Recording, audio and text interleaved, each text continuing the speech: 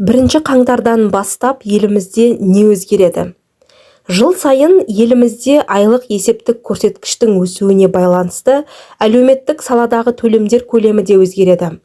Айлық есептік көрсеткіш 2025-2027 жылдарға арналған республикалық бюджет туралы заңға сай, биыл бір айлық есептік көрсеткіш 3932 теңге болып бекітілді.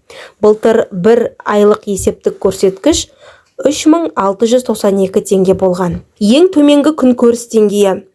Ең төменгі күнкөріс деңгейінің мөлшері 43407 теңгеден 46228 теңгеге өсті. Бұл көрсеткіш базалық әлеуметтік төлемдер сомасын белгілеу үшін қолданылады.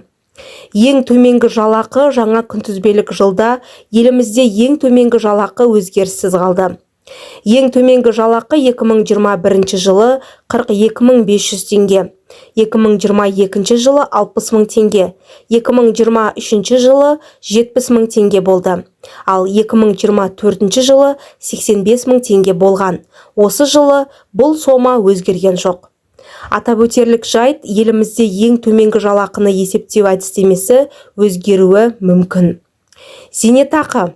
1 қаңтардан бастап зейнетақы 8,5%-ға, ал әлеуметтік жәрдемақылар мен базалық зейнетақы 6,5%-ға индекстеледі. Осылайша мемлекеттік базалық зейнетақының ең төмен мөлшері 32360 теңге.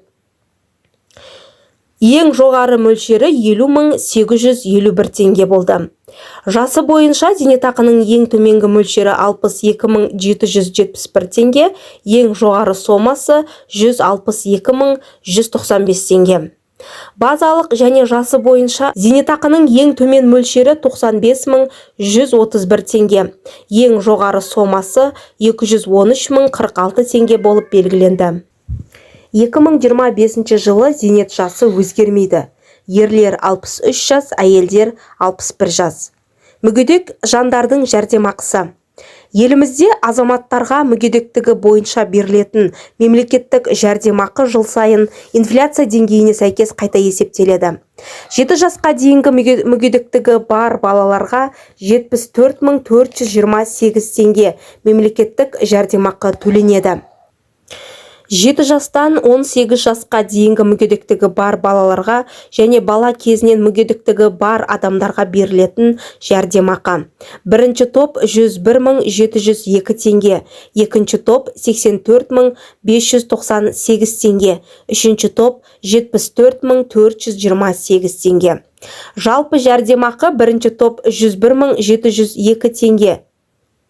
Екінші топ 81362 теңге, үшінші топ 55474 теңге.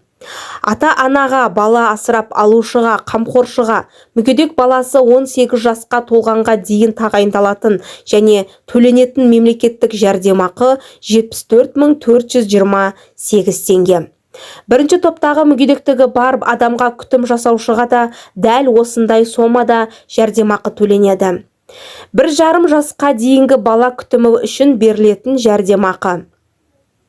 Балалы отбасыларға берілетін мемлекеттік жәрдемақылар туралы Қазақстан Республикасының 2005 жылғы 28 маусымдағы заңының 10 бабы 1 тармағының 2 тармақшасына сәйкес жұмыс істемейтін әйелдер үшін бала 1,5 жасқа толғанға дейін оның күтіміне байланысты ай сайынғы мемлекеттік жәрдемақының мөлшері мынадай мөлшерлерде белгіленген. Бірінші балаға 5,176 айлық есептік көрсеткіш, екінші балаға 6,181 айлық есептік көрсеткіш, үшінші балаға 7,185, төртінші және одан кейінгі балаға 8,9 айлық есептік көрсеткіш мөлшерінде. Соған сай 2025 жылғы төлем былай белгіленеді. Бірінші балаға 22649 теңге, екінші балаға 26777 теңге, үшінші балаға 30867 теңге, төртінші және одан кейінгі нәрестелер үшін 34995 теңге. Одан бөлек босанған анаға берілетін бір реттік жәрдемақы сүйінші пұл бар. Биыл бірінші, екінші және үшінші балаға 149.416 теңге, төртінші және одан кейінгі балаларға 247.716 теңге сүйінші пұл төленеді. Көп балалы аналарға берілетін жәрдемақы. Көп балалы отбасына отбасылық кірісіне қарамастан сараланған жәрдемақы беріледі. 4 балаға 63.030 теңге, 5 балаға 78.798 теңге, 6 балаға 94.565 теңге, 7 балаға 110.332 теңге. 8 және одан көп баласы бар отбасыларға әр балаға 15.728 теңгеден қосылады. Алтын алқа, күміс алқа иелеріне берілетін жәрдемақы. Елімізде күміс алқа алған аналарға 6,4 айлық есептік көрсеткіш. Алтын алқа алған немесе бұрын батыр ана атағын алған бірінші және екінші дәрежелі ана даңқы ордендерімен наградталған аналарға 7,4 айлық есептік көрсеткіш мөлшерінде жәрдемақы беріледі. 2025 жылы бұл төлемдер былай белгіленеді. Күміс алқа иегеріне 25.165 теңге. Алтын алқа батыр ана бірінші және екінші дәрежелі ана даңқы ордені иегерлеріне 29.097 теңге. Студенттер шәкіртақысы. Үкімет қаулысымен 2024 жылғы 1 қыркүйектен бастап колледждер мен жоғарғы оқу орындарында оқитын студенттерінің стипендиясы артты. Колледж студенттері үшін шәкіртақы 50%-ға өсіп, жұмысшы мамандықтары бойынша 43.574 теңге, орта буын мамандары үшін 41.896 теңге болды. Бакалавриат студенттерінің стипендиясы 20%-ға артып, 47.135 теңгеге дейін, ал педагогика және медицина бағыттарындағы білім алушылардың стипендиясы 75.600 теңгеге дейін көтерілді.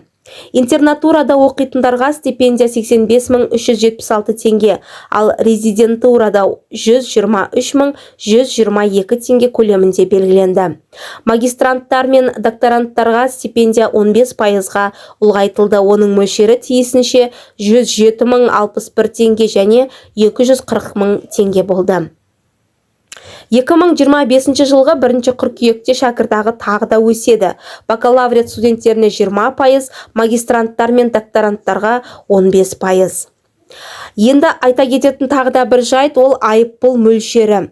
Биылғы айлық есептік көрсеткіш былтырға қарағанда 240 теңгеге көбейтілгенін жоғарыда айттық. Соған сай енді айыппұл сомасы да артатын болады.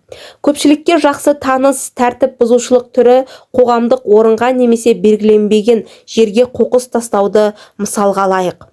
2024 жылы бұндай әдепсіздік жасаған адам 10 айлық есептік көрсеткіш мөлшерінде, яғни 36.920 теңге айыппұл арқаласа, бүгіннен бастап бұл сомма 39.320 теңгеге өседі.